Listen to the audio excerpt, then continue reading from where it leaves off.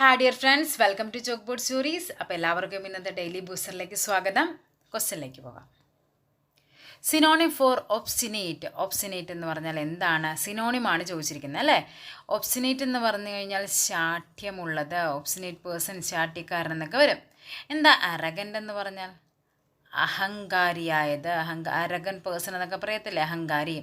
Stubborn എന്ന് പറഞ്ഞാൽ എന്താണ്? ശാഠ്യം, പിടിവാശി എന്നൊക്കെ വരും.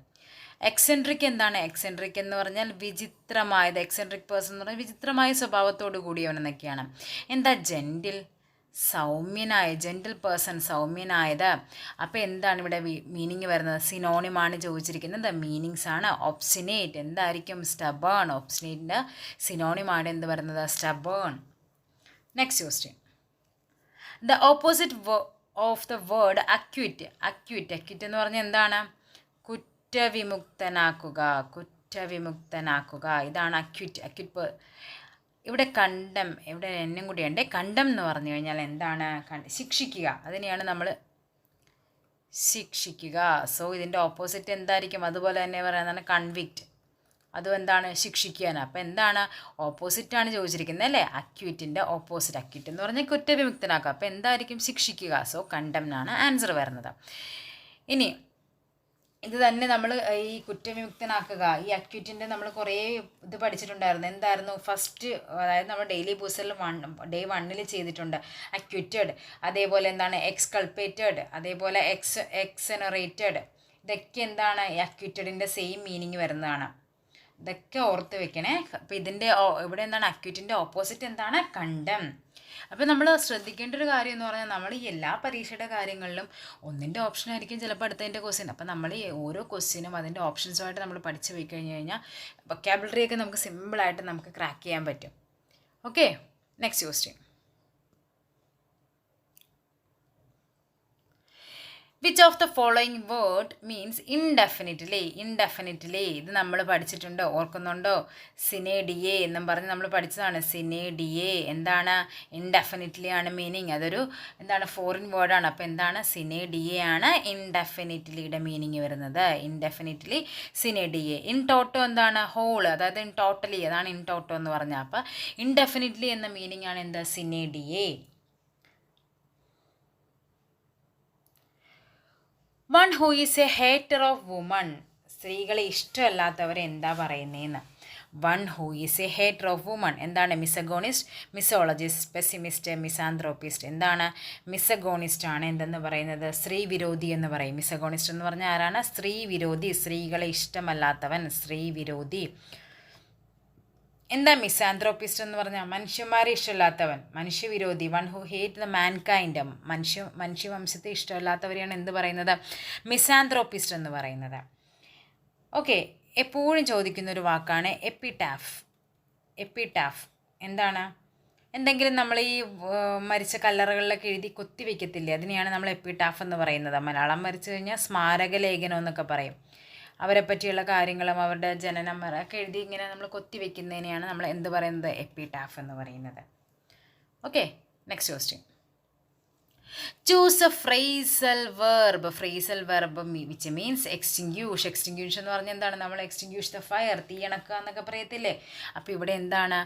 പുട്ട് ഓഫ് എന്ന് പറഞ്ഞാൽ അതിൻ്റെ മീനിങ് എന്താണ് വരുന്നത്? പുട്ട് ഓഫ് എന്ന് പറഞ്ഞാൽ ഇറ്റ്സ് പോസ്റ്റ്പോൺ ചെയ്യുക, നീക്കി വയ്ക്കുക എന്നൊക്കെ വരും. പുട്ട് ഡൗൺ എന്താണ് മീനിങ്? പുട്ട് ഡൗൺ എന്ന് പറഞ്ഞാൽ സപ്രസ്, അടിച്ചമർത്തുക, സപ്രസ് ചെയ്യുക, അതാണ് പുട്ട് ഡൗൺ എന്ന് പറയുന്നത്. പുട്ട് ഇൻ എന്ന് പറഞ്ഞാൽ എന്താണ്? പുട്ടിൻ അപ്പോയിൻറ്റ് ചെയ്യുക, നമ്മൾ എന്ത് ചെയ്യുക? നിയമിക്കുക. പുട്ട് ഔട്ട് എന്താണ്? എക്സ്റ്റിങ്ക്യൂഷ്. അപ്പോൾ എക്സ്റ്റിങ്ക്യൂഷ് ദ ഫയർ എന്ന് പറഞ്ഞാൽ പുട്ട് ഔട്ട് ദ ഫയർ എന്ന് പറയാം നമുക്ക്. ഓപ്ഷൻ ഡി പുട്ട് ഔട്ടാണ് എന്ത് പറയുന്നത്? എക്സ്റ്റിങ്ക്യൂഷ് പുട്ട് ഔട്ടാണ്. പുട്ട് ഓഫ് എന്ന് പറഞ്ഞാൽ എന്താണ്? പോസ്റ്റ്പോൺ ചെയ്യുക, എന്താണ്? സമയം മാറ്റി വയ്ക്കുക എന്നൊക്കെ പറയും. പുട്ട് ഡൗൺ ആണെങ്കിൽ എന്താണത്? സപ്രസ് ചെയ്യുക. അതേപോലെ പുട്ട് ഇൻ ആണെങ്കിൽ എന്താണ്? It's appoint. ഓക്കെ, 5 ക്വസ്റ്റ്യൻ കഴിഞ്ഞു. ഇത് നമ്മുടെ ഒരു വി യു വുമൻ പോലീസിൻ്റെ എന്തോ ഒരു ക്വസ്റ്റ്യൻ ആയിരുന്നു. ഒറ്റ സ്ട്രെച്ചിൽ 5 നമുക്ക് എന്താ വലിയ, അതിൽ ചോദിച്ചിരിക്കുന്ന 10 ക്വസ്റ്റ്യനും ശരിക്കും വൊക്കാബുലറി, 2 ആൻറ്റോണിമം ഉണ്ടായിരുന്നു, 2 സിനോണിമം. അത് നമുക്ക് അടുത്ത ക്ലാസ്സിൽ ചെയ്യാം. ഇനി എന്താണ്? മലയാള സെക്ഷനിലേക്ക് പോവാം. തുടിക്കുന്ന താളുകൾ ആരുടെ ആത്മകഥയാണ്? ആരുടെ ആത്മകഥയാണ്? ചങ്ങമ്പുഴ, വെണ്ണിക്കുളം ഗോപാലക്കുറുപ്പ്, വി.ടി. ഭട്ടതിരിപ്പാട്, മലയാറ്റൂർ. ആരുടെയാണ്? ചങ്ങമ്പുഴയുടെ ആത്മകഥയാണ് എന്ത്? തുടിക്കുന്ന താളുകൾ. അപ്പോൾ വെണ്ണിക്കുളം ഗോപാലക്കുറുപ്പിൻ്റെ ആത്മകഥ എന്താണ്? അത് ആത്മരേഖയാണ് വെണ്ണിക്കുളം ഗോപാലക്കുറുപ്പിൻ്റെ ആത്മകഥ. ഇനി വി.ടി. ഭട്ടതിരിപ്പാടിൻ്റെ എന്താണ്? അതെപ്പോഴും ചോദിക്കും, നമുക്ക് എല്ലാവർക്കും അറിയാം അല്ലേ? കണ്ണീരും കിനാവുമാണ് വി.ടി. ഭട്ടതിരിപ്പാടിൻ്റെ ആത്മകഥ എന്ന് പറയുന്നത്. കണ്ണീരും കിനാവുമാണ്. മലയാറ്റൂർ രാമകൃഷ്ണൻ എന്താണ്? സർവീസ് സ്റ്റോറി അതാണ് മലയാറ്റൂറിൻ്റെ ആത്മകഥ. അപ്പം തുടിക്കുന്ന താളുകൾ ചങ്ങമ്പുഴ, ആത്മരേഖ വെണ്ണിക്കുളം ഗോപാലക്കുറുപ്പ്, കണ്ണീരും കിനാവും വി.ടി. ഭട്ടതിരിപ്പാട്, മലയാറ്റൂർ സർവീസ് സ്റ്റോറിയാണ്. Okay, next question. ആനമക്കാർ ഏത് കൃതിയിലെ കഥാപാത്രമാണ്? ആനമക്കാർ ബാല്യകാലസഖി, പാത്തുമ്മയുടെ ആട്, എൻ്റെ ഉപ്പാപ്പാക്കൊരു ആനയുണ്ടായിരുന്നു, മതിലുകൾ. ഇതെല്ലാം ആരുടെയാണ്? ബഷീറിൻ്റെയാണ്. ബാല്യകാലസഖിയിലെ ആരൊക്കെയാണ് കഥാപാത്രങ്ങൾ? കഴിഞ്ഞ ദിവസം പറഞ്ഞു തന്നതല്ലേ? ആരൊക്കെയാണ്? മജീദും സുഹറയുടെയും പ്രണയമാണെന്ത്? ബാല്യകാലസഖി. സോ മജീദും സുഹറയും. പാത്തുമ്മയുടെ ആടിൽ ആരൊക്കെയാണ്? അബ്ദുൽ ഖാദറുണ്ട്, പാത്തുമ്മയുണ്ട്. പാത്തുമ്മ, അതേപോലെ അബ്ദുൽ ഖാദർ, ഇവരൊക്കെയാണ് പാത്തുമ്മയുടെ ആടിൽ.